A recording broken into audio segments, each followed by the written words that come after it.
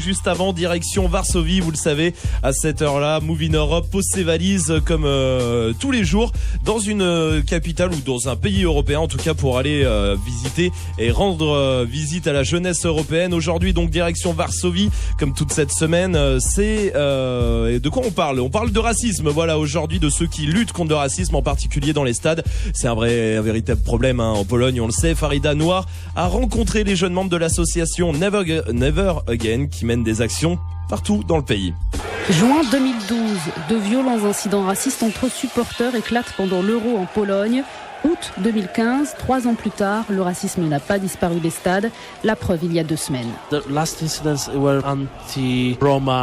dernier incident, c'était des slogans anti-roms et aussi des drapeaux avec des messages racistes. Jacek Purski coordonne la campagne Let's Kick Racism Out of the Stadium qui lutte contre la xénophobie dans le monde du foot. Aujourd'hui, il y a encore des problèmes dans les stades. Des croix gammées, des symboles de la suprématie blanche dans les tribunes, des chansons racistes, des lancers de bananes. Les joueurs sont aussi attaqués. Les stades sont des endroits où les gens se sentent assez à l'aise pour exprimer leurs idéologies les plus radicales, parce que ce sont des lieux où il y a vraiment une séparation. Il y a nous et eux. Nous, c'est l'équipe qu'on supporte, la seule et l'unique, et eux, ce sont les supporters, les ennemis. C'est aussi un endroit où les partis politiques les plus extrémistes viennent propager leurs discours haineux et leur idéologie. Campagne de sensibilisation, matchs amicaux, l'association polonaise fait aussi des rapports de chaque incident qu'elle transmet aux instances. Un travail reconnu, mais même s'ils sont parfois sanctionnés, les supporters racistes du Legia Varsovie s'en donnent encore à cœur joie dans les tribunes.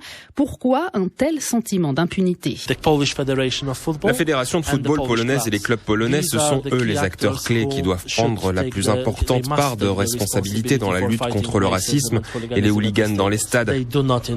Ils ne font pas assez, ils ne prennent pas la mesure du problème, ils n'en ont pas les moyens, peut-être qu'ils ont peur ou peut-être qu'ils sont juste paresseux pour le faire.